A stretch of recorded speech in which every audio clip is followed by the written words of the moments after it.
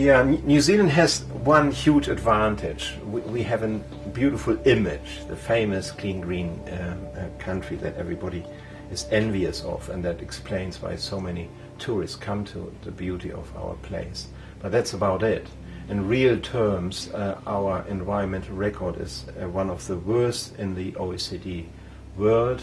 Per capita, our ecological footprint is the number 4, so it's in the world, just following US, Canada and Australia.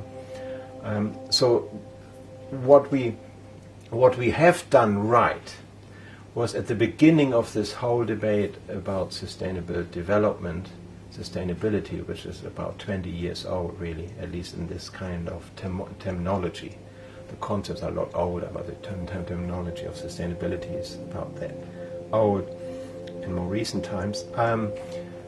New Zealand was the first country to introduce new legislation reflecting sustainability, the Resource Management Act from 1991, which refers to sustainable management, which is a variation of this theme, but nevertheless potentially very rich.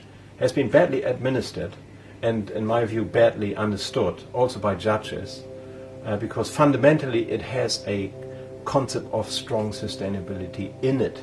Section 5 of the RMA could easily be interpreted to mean that our conduct today, whatever we do with natural resources, must not harm the prospects of future generations and must not interfere with the integrity of ecological systems.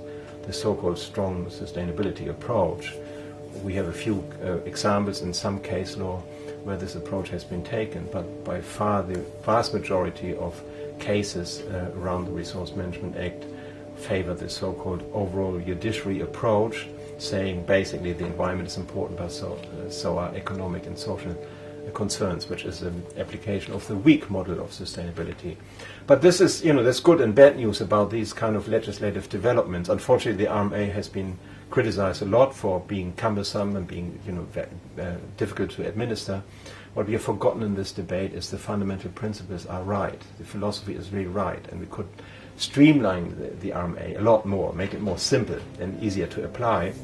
It's not being done. It's not being done mainly because I fear that none of the New Zealand governments, whether Labour or National, ever felt this pressure to do something. Partly because of sheer luck, geography and so on, and partly because of the lack of an organized environmental movement. I can see at the university level, for example, environmental courses, sustainability courses, they do come through now. But by and large, if I only compare the level of tertiary education here in New Zealand with other countries, there's fundamentally a lack of environmental related papers in all the various disciplines such as law and science and so on. We're catching up, but we had some catching up to do.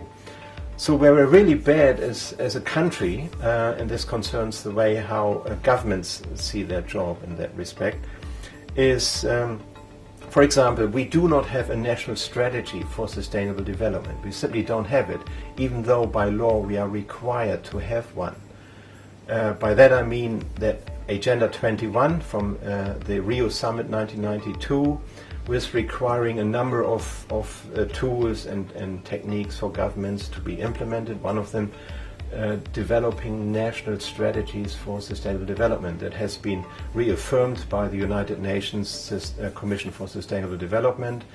Virtually all OECD countries, 32 of them now, have national strategies in place, and not New Zealand. In my observations, the only country that I'm aware of that hasn't got. The reason why we don't have one is largely because of a misunderstanding. We had sort of little battles with the previous government, Labour, that took the view that we don't need a national strategy because we already have a number of good things in place, such as the Resource Management Act and glossy brochures and so forth.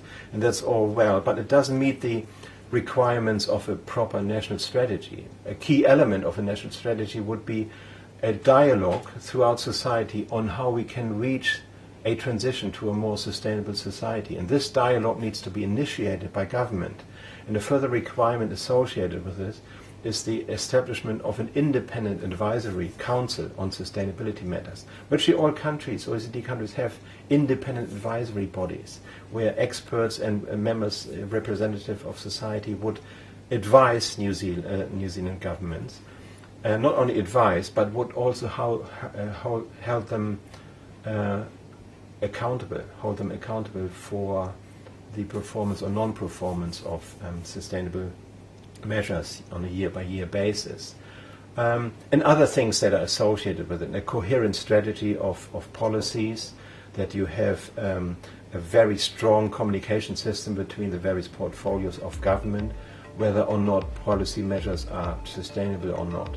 Things that are by comparison, very well done in Scandinavian countries, Germany, Netherlands, UK, but not here at all. And perhaps one of the most worrying developments here in New Zealand in recent times has been the so-called super city issue here in Auckland, where on the one hand side the need was largely shared for a more coherent, more sort of centralized form of governance for such a big place like Auckland to match requirements in other big cities around the world. But what has been, in my view, conveniently being overlooked, because being driven by the wrong politicians, by the wrong political forces, overlooked that we are tampering with local democracy. Local democracy is something that's inherent, almost ingrained in every person who comes from Europe. That's how we learn about democracy. What does our local council do? And people do take an interest there. They show up at citizen assemblies and so forth. The heart of democracy is at local level. And the recent changes we have seen here have also brought some amendments to our Local Government Act with them. The Local Government Act used to refer to sustainable development as one of the goals of local governance. That's completely gone with respect to Auckland. The link between local democracy, true representation of people, and sustainability issue is a link that's always made in all international documents, starting with Agenda 21. It's seen as the key, where people live, where they follow their daily affairs, where they conduct their economic affairs. It happens to be the local level. This seems to be has been forgotten here. In fact, our tradition of local autonomy is not developed at all. It's a highly centralized government system here in New Zealand, and I think we could learn a lot from the European experience with a lot longer history in that regard. So I think it goes nicely together: centralization as much as necessary, and decentralization as much as possible. So that's the so-called subsidiarity principle. People need to be in charge where they live. And if you feel empowered as a person, as a taxpayer, that you have actually a distinct feeling of you are in charge here, you are actually a citizen that has something to say in your community, you can bet that there will be a lot more commitment to sustainability issues. Because people care for these things. Whether you have children or not, if you do have children, of course you tend to care a little bit more, grandchildren and so on. But we are deprived of this experience, I feel. More or less everything comes from Wellington, or Auckland for that matter. Of course, behind Wellington is the business world of Auckland. So there are a number of things we can learn, but I would say these two stand out. The lack of a national strategy for sustainable development and an underdeveloped concept of local democracy. Start the debate and discussion now about economic alternatives. Stop accepting that the way we live now is something we cannot change, because we can.